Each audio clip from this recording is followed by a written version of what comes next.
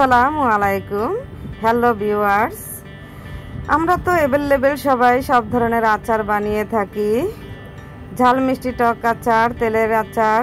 কিন্তু এই ফাঁকে যদি আমরা কিছু চাটনি বানিয়ে রাখি তাইলে তো ভালোই হয়। চলুন আমরা সবাই মিলে কিছু চাটনি বানিয়ে রাখি। বর্ষাকালে দেখবেন খিচুড়ি দিয়ে চাটনিটা খেতে কিন্তু বেশ মজারই হয়। বাজারে এখন অনেক আম পাওয়া যাচ্ছে, কাঁচা পাকা আম, এবং কেউ কাঁচা দিয়ে বানায়, কেউ পাকা দিয়ে বানায়। আমি এখানে কিছু আম নিয়েছি কাঁচা পাকা। এটা আমি ব্লেন্ডার করে নিব, সিদ্ধ করা ঝামেলা ছাড়াই এটা তাড়াতাড়ি হয়ে যায়। আমি আমগুলো দিয়ে দিচ্ছি, দিয়ে একটু সামান্য পানি দিয়ে আমি এটাকে ব্লেন্ডার করে নিব।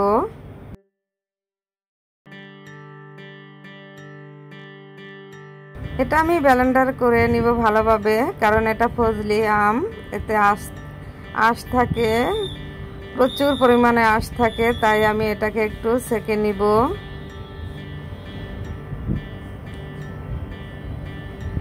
অনেক আমে আবার আঁশ কম থাকে, সেটা না চাললেও হয়, কিন্তু আমার এই আমটা হচ্ছে ফজলি আম, তাই এতে অনেক বড় আঁশ, তাই আমি এই ছাঁকনি দিয়ে একটু সেকে নিব। সেটা আমি দেখাচ্ছি না ভিডিও বড় হওয়ার জন্য। আমার চেলে নেওয়া হয়ে গেছে, দেখতেই পাচ্ছেন কি স্মুথ একটা পিউরি হয়েছে। এখন আমি চুলায় চলে যাচ্ছি। এখানে আমি ৬-৭টি কাঁচা শুকনো মরিচ দিয়ে দিচ্ছি।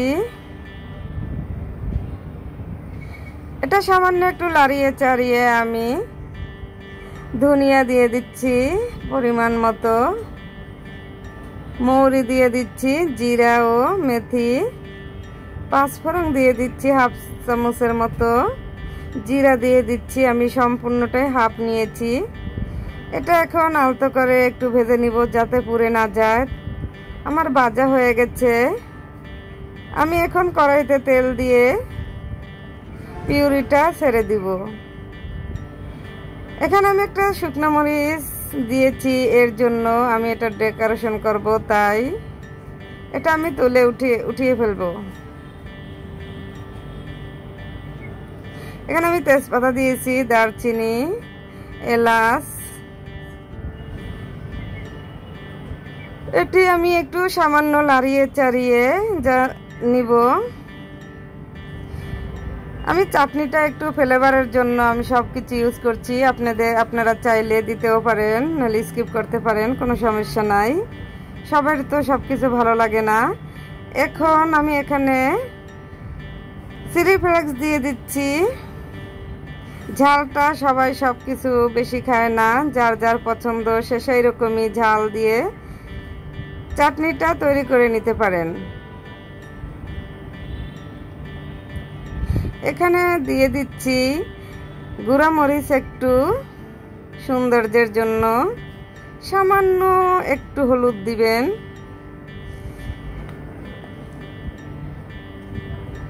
দিয়ে এখন আমি এখানে 1 চামচ আদা রসুন বাটা দিয়ে দিচ্ছি। এটা একটু সামান্য লাড়িয়ে চাড়িয়ে ফ্লেভারটা উঠে আসলে আমি এখন পিউরিটা দিয়ে দিব। আর চাটনিটা কিন্তু এভাবে চেলে নিলেই ভালো হয়, যেহেতু মুখে যাতে আঁশ না পড়ে। চাটনিটা কিন্তু স্মুথ ভাবেই করলে খেতে ভালো লাগে।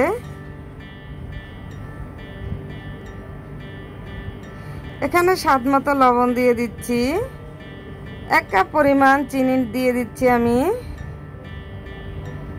ভিনেগার দিয়ে দিচ্ছি,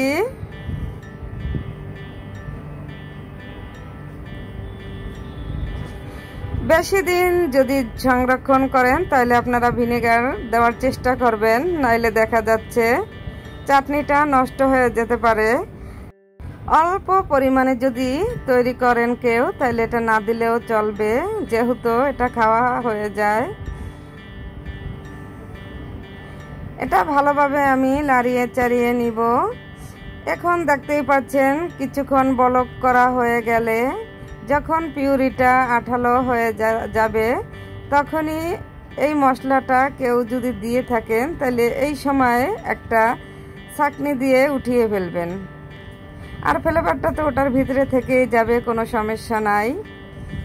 দেখতেই পাচ্ছেন আমি কিন্তু কি সুন্দরভাবে পিউরির ভিতরে থেকে মশলাগুলো উঠিয়ে ফেলছি। এখানে আমি এখন পাঁচফোড়ন দিয়ে দিচ্ছি, দিয়ে আবারও ভালোভাবে লাড়িয়ে চাড়িয়ে নিব।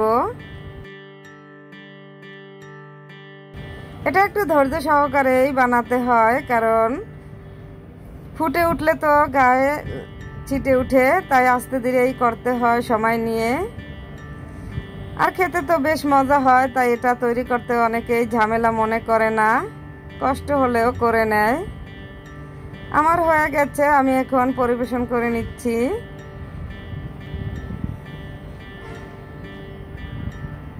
দেখতেই তো পারছেন চাটনিটা। কেউ হয়তো আর একটু গাঢ় করতে চাইলে গাঢ় করে নেবেন, কেউ অনেকে আছে পাতলা করে, তার জন্য একটু বেশি তেল দিলেই হবে। মাশাআল্লাহ, আমার চাটনিটা রেডি।